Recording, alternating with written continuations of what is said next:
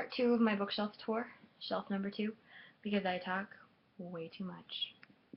Hahaha.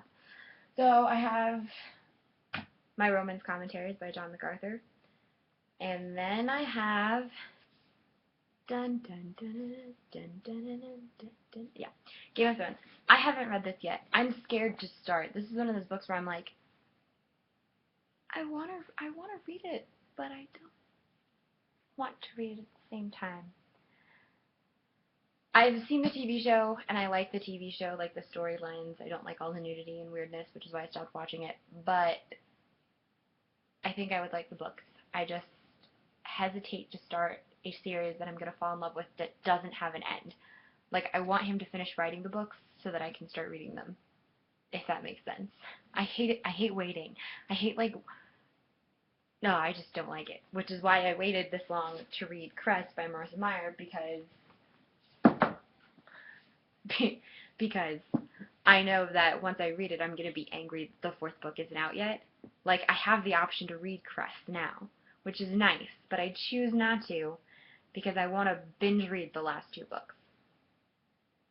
Yep. So then on my shelf I have The Road by Cormac McCarthy. I love this book. A guy on my brother floor, Rosen, gave it to me when I talked about how much I loved reading. He also lent me a separate piece, and I love these 2 books so much. I have owned a copy of this pretty much ever since I graduated college, a little before then I think, but I love the simplicity of the cover. I love the way that it feels in my hands. I like the writing. I think that Cormac McCarthy is a terrific author, and I've just never been able to not have a copy of this since I read it. Then I have Bartleby by Herman Melville. It's Bartleby the Scrivener and Benito Cereno, which I haven't actually read the second short story in here, but I read Bartleby recently. I say recently, but it's not really recent. And it's really interesting and funny, and if you haven't read it, you should. It'll take you like 30 minutes. That's really all I'm going to say about that. Blue Like Jazz by Donald Miller, and then I have my own little collection of Winnie the Pooh books.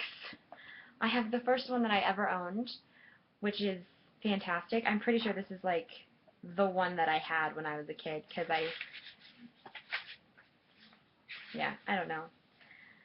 In case you didn't know, down below in all of my descriptions I say, in which I do this, and I got that from Winnie the Pooh. A.A. Milne is fantastic. At the beginning of each chapter it is, in which Pooh goes visiting and gets into a tight place.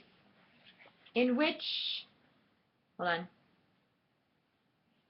Eeyore loses a tail. In which Piglet meets a heffalump. Like, I don't know, that's just kind of my thing. Thanks, A.A. Milne. So I have this version, right? And then I have The World of Pooh, which I initially bought, I believe, with the intention of giving it to Emily. So Emily, if you want this, you can let me know, and I'll probably just give it to you, because I'm pretty sure that's why I bought it. But it has all the original illustrations, and then it has, like, some colored ones inside. And on the back there are pictures of the original stuffed animals, which is pretty fantastic. Anyway, these books are precious to me, and I will never, ever let them go. Haha. And yes, I have read all of them. I have not read Blue Like Jazz either, in case you were wondering, the one before this. Oh my gosh, putting those back is really hard. I also have this book, Toad of Toad Hall. I have sort of fixed it with washi tape. This is also by A. Milne. It is a play based on The Wind in the Willows by Kenneth Grahame. And I haven't read it yet, but I really want to. Like, it's one of those books that I'm like, I want to read that, and then I just don't. One day, I'm going to read this, and it's going to be great. I'll probably act bits of it out. If you want to be here for that, you can just let me know. I have here Tartuffe and the Bourgeoisie's Gentleman by Molière, both of which are plays. This is a dual language book, so on one side it's in the French, and on the other side it's in English. This is a gift given to me by my friend Lucy. She got it for me at a a European bookstore, Europa Books, which was around the corner from where we went to school, and closed down shortly after we attended there. I think it closed down, what, my senior year? I don't remember. Somebody will. Then I have, this is a pride and joy for me, okay? I'm gonna take all of them out, because, yep, this is happening right now. Then I have the entire series of Anne of Green Gables. I was at a yard sale, and I bought all of these for $1. They aren't all from the same set. You can tell by the publishing sigils inside, but they're all near and dear to my heart. So this one's a little roughed up. It's been taped together a couple of times, by me included. I roughed it up a little. And then, so the first one's like a little rough. Then pretty much the rest of them are like in perfect condition. I have only read up to Anne's House of Dreams. I haven't read the last 4 yet, but I've read the first 4. And I don't know. I don't know if it's because after Anne and Gilbert get married, I feel like the story's over for me, or if because I'm scared to continue on into their marriage and see what happens. Like, I'm afraid. I don't know. But either way, I love the fact that I own all of these. I love these copies. They came in a box, but the box got ruined in one of the moves. And occasionally I like that they all go together here on the shelf. It's just really nice. It's a nice thing. All of the books on this part of my shelf are loose because a few of them are missing from the actual shelf. So then I have Utopia, which I've been slowly making my way through for the past couple of years. I'm not that far into it. I have this totally awesome bookmark from Moleskine that goes in here. Then I have Donna Jo Napoli's books that I like. These are not my favorites. I don't know why I own them, but I love Donna Jo Napoli, so I keep them. Zell, which this is one of my favorites of her redone fairy tales, and The Magic Circle, which is not. I just have, it's small enough that I can justify keeping it whenever I move. I can keep that. Then I have Bread and Wine by Shauna Nyquist, which is one of my favorite books. It's got some really amazing recipes in it. And Notes from a Blue Bike by Tish Oxenreider, which I like that book as well. Although it doesn't have any good recipes in it, actually. I don't think she wrote any recipes into it. I have Thoughts in Minor Works by Pascal, which I haven't read, but it's a Harvard classic, and I like the book. It's pretty. Then I have Men of Iron. Okay, so Emily gave me this version of the Three Musketeers with this version of Men of Iron. I'm pretty sure. Didn't you get these for me? You can tell me. You'll let me know. Bobby Woods owned this in 1929. It was a Christmas gift from his grandmother. Isn't that lovely? I love books that have inscriptions. This book was published in 1919 and has some pretty awesome pictures in it. I'm pretty sure there's some color ones, there's some black and white ones. I don't know. It's pretty cool. I like it. Heroes and Monsters by Josh Reebok. I haven't finished it. I started it. It was recommended to me by my friend Elizabeth Dugan, and it remains unfinished.